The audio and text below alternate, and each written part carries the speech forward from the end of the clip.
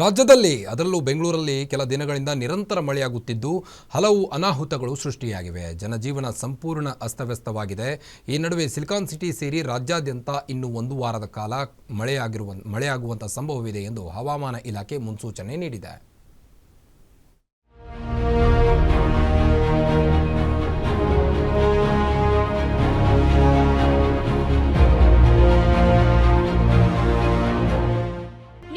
ಈ ಮುಂದಿನ 4 ದಿನ ರಾಜ್ಯದ ಯಾವುದಾದರೂ ಭಾಗಕ್ಕೆ ಪ್ರಯಾಣದ ಪ್ಲಾನ್ ಮಾಡಿದ್ರೆ ಪ್ಲಾನ್ನ ಸ್ವಲ್ಪ ಪೋಸ್ಟ್ಪೋನ್ ಮಾಡೋದು ಒಳ್ಳೇದು.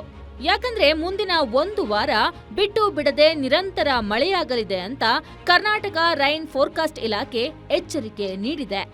ಹವಾಮಾನ ಇಲಾಖೆಯು ಹಲವು ಜಿಲ್ಲೆಗಳಿಗೆ ಅಲರ್ಟ್ ಘೋಷಣೆ ಮಾಡಿದೆ.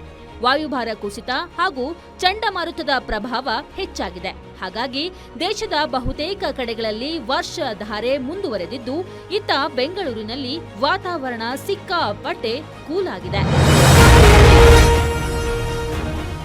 ಬೆಂಗಳೂರು ಸೇರಿದಂತೆ ರಾಜ್ಯಾದ್ಯಂತ ತುಂತುರು ಮಳೆಯಾಗುತ್ತಿದ್ದು, ರಾಜ್ಯದ ಹಲವಾರು ಜಿಲ್ಲೆಗಳಲ್ಲಿ ಯೆಲ್ಲೋ ಅಲರ್ಟ್ ಅನ್ನ ಘೋಷಿಸಿದ್ರೆ, ಕರಾವಳಿ ಭಾಗ ಹಾಗೂ ಮಲೆನಾಡು ಪ್ರದೇಶಗಳಲ್ಲಿ ರೆಡ್ ಅಲರ್ಟ್ ಘೋಷಿಸಲಾಗಿದೆ.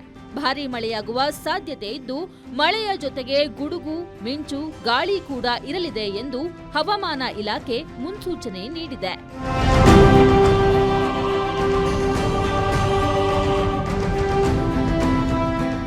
ರಾಜ್ಯದ ಕರಾವಳಿ ಭಾಗದಲ್ಲಿ ಆಗಸ್ಟ್ 19ರ ನಂತರ ಮಳೆ ಮತ್ತಷ್ಟು ಹೆಚ್ಚಾಗಲಿರುವ ಕಾರಣ ಆರೆಂಜ್ ಅಲರ್ಟ್ ಘೋಷಿಸಲಾಗಿದೆ.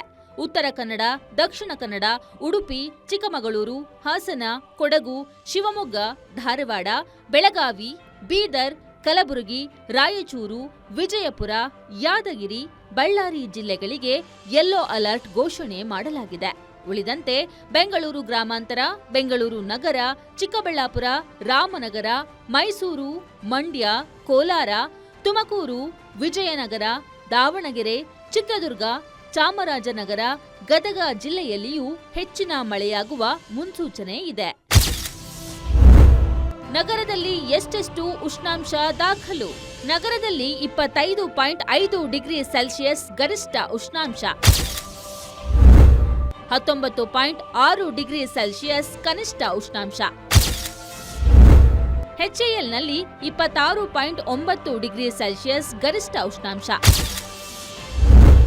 19.3 ಡಿಗ್ರಿ ಸೆಲ್ಸಿಯಸ್ ಕನಿಷ್ಠ ಉಷ್ಣಾಂಶ. ಬೆಂಗಳೂರು ಏರ್ಪೋರ್ಟ್ನಲ್ಲಿ 26 ಡಿಗ್ರಿ ಸೆಲ್ಸಿಯಸ್ ಗರಿಷ್ಠ ಉಷ್ಣಾಂಶ, 20 ಡಿಗ್ರಿ ಸೆಲ್ಸಿಯಸ್ ಕನಿಷ್ಠ ಉಷ್ಣಾಂಶ. ಒಟ್ಟಿನಲ್ಲಿ ಇನ್ನು 1 ವಾರ ವಾತಾವರಣ ಹೀಗೆಯೇ ಇರಲಿದ್ದು, ಆಗಾಗ ಜಿಟಿ ಮಳೆ, ಕೆಲವೊಮ್ಮೆ ಭಾರೀ ಮಳೆ ಬೆಂಗಳೂರು ಹಾಗೂ ರಾಜ್ಯದ ಜನರನ್ನ ಹೈರಾಣಾಗಿಸಲಿದೆ. ಇದರ ನಡುವೆ ಅಲ್ಲಲ್ಲಿ ಮಳೆಯಿಂದ ಅನಾಹುತಗಳು ಸಂಭವಿಸುವ ಆತಂಕವೂ ಇದ್ದು, ಈ ಬಗ್ಗೆ ಪಾಲಿಕೆ ಗಮನ ಹರಿಸಬೇಕಿದೆ. Namrata Rao, news desk, Guarantee news.